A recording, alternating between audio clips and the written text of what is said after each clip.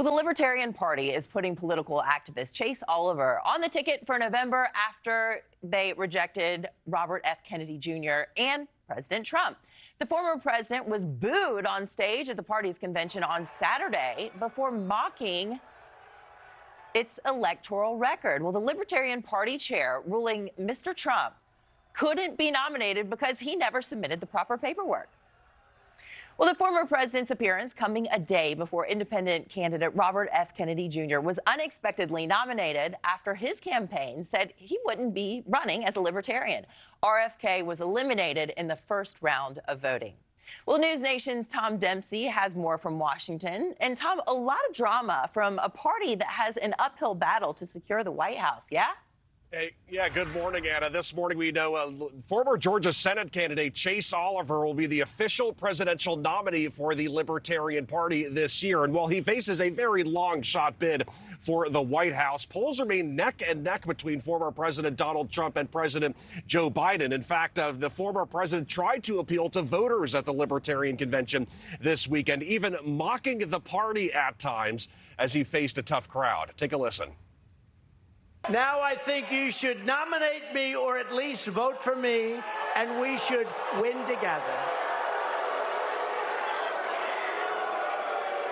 Only do that if you want to win. If you want to lose, don't do that.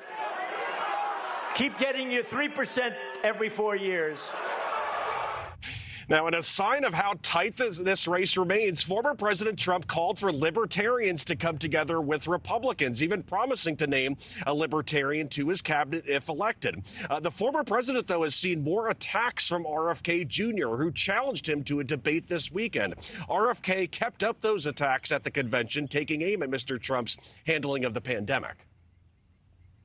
With the lockdowns, the mask mandates, the travel restrictions, President Trump presided over the greatest restriction on individual liberties this country has ever known, and he got rolled by his bureaucrats.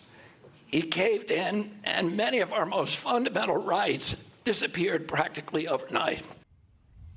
Libertarian candidates often finish far behind the frontrunners. Back in 2020, candidate Joe Jorgensen received just over 1% of the total national vote, while in 2016, Gary Johnson received 3.3% of the total vote. But to put that in more perspective, they got a combined 6 million votes in those two national elections. And, pulling away any fraction of those could be the difference in the 2024 presidential race. We know President Joe Biden was invited to speak at the Libertarian Convention, but declined. And also, when it came to that nomination vote this weekend at the convention, RFK Jr. was eliminated after the first round of voting, only receiving 19 votes after questions went around about his true eligibility in that race. Anna?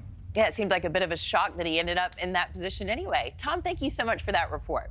Thanks for watching, everybody. Go to joinnn.com to find NewsNation on your television provider. Also, don't forget to click that red subscribe button below to get more of NewsNation's fact-driven, unbiased coverage.